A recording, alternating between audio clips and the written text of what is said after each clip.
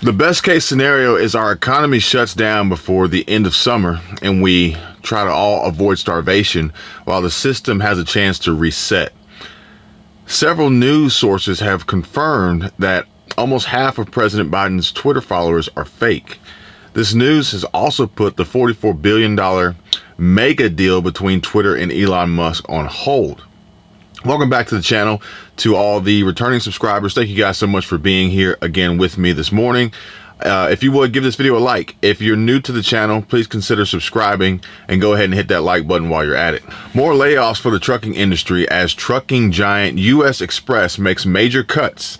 The Chattanooga, Tennessee-based freight transportation company made cuts to its workforce in an effort to slash costs after the truck carrier reported last week losing more than $8.9 million in the first quarter. The company VP stated it was necessary for the health and long-term success of the business, also stating that in recent months, their truck count and revenue has not grown. And the reason why I bring this up is because, again, this is tying back into the effects that the diesel prices and the diesel shortages are going to have across the board.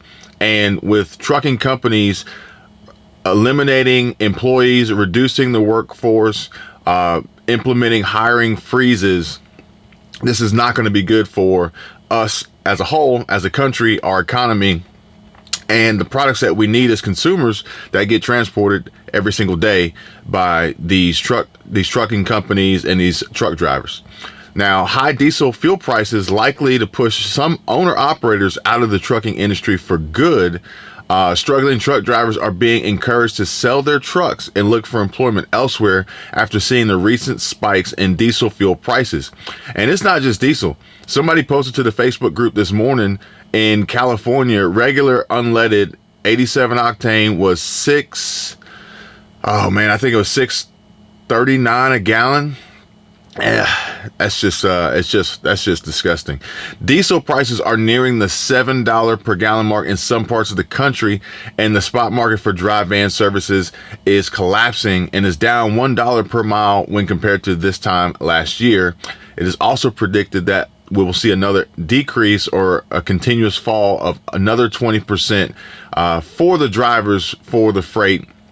And this is just salt in the wound.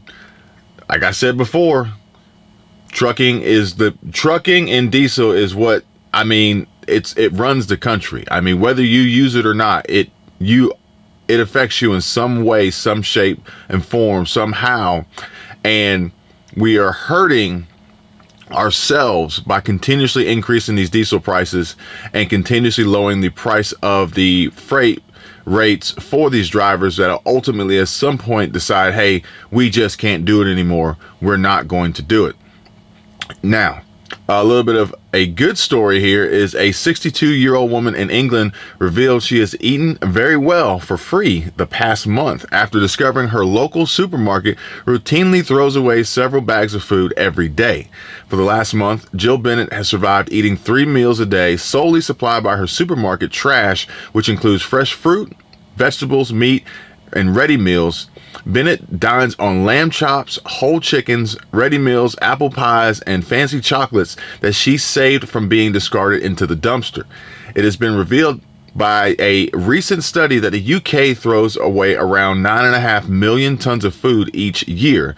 That's enough to feed roughly 8.4 million people who are currently in poverty. And that's just the UK. I didn't pull up the numbers for the US, but I can only imagine that our numbers are probably substantially worse in the amount of food that we actually waste.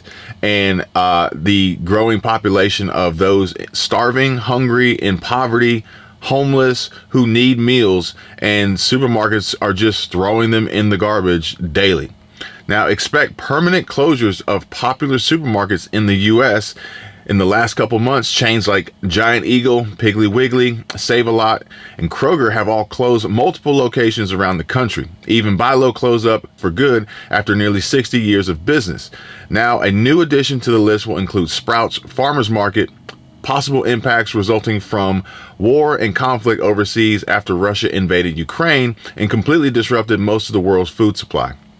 U.S. farmers are facing drought and high diesel prices to operate the machinery and fuel the trucks that transport the foods they produce. These closures will hit the California Bay Area first, but we could continue to see more stores closing in other parts of the country as we steer our course towards recession. Again, please watch my video I put up yesterday with Bankrate.com's tips for preparing yourself for a recession. We are heading for a recession.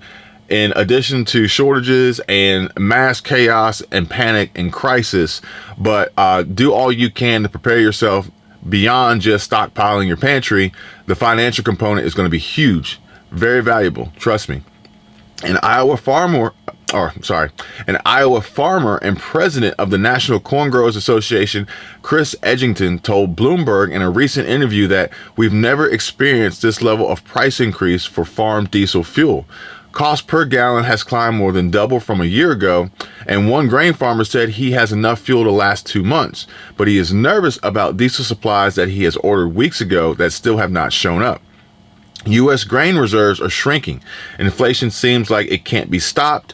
Diesel is in short supply on the East Coast, while war and global weather challenges continue to threaten our food security.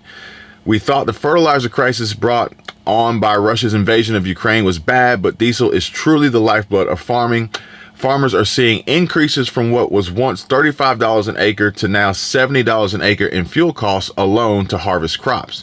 And diesel isn't their only problem, or at least their only fuel problem, as propane has nearly doubled in price over the last 12 months as well. Meanwhile, some farmers in the northern states of America have struggled with drought and cold temperatures, creating delays and cause for concern for planting new crops this growing season, or at least planting them in time. Lastly, President Biden's plan to lift Title 42 has been blocked by a U.S. District Court judge. Title 42 is the second major Trump-era policy to deter asylum at the Mexican border. I honestly am not quite sure where Joe's head's at these days, but it sure doesn't seem like it's in the right place for protecting the health, safety, livelihood, and well-being of the American people. Now, why did you vote for him? Now, what's the Congressional Republican plan with respect to energy? First of all, their plan is to give oil companies a free pass. For example, right now, oil companies are sitting on 9,000 unused leases, oil leases, which are the property of the federal government, on the property of the federal government. Under my plan, they would have to pay taxes, and if they don't use those leases to produce more oil, they just can't sit on it. Unlike under the Republican plan, they'd be allowed to continue to sit on this land without producing while shipping record profits back to their investors.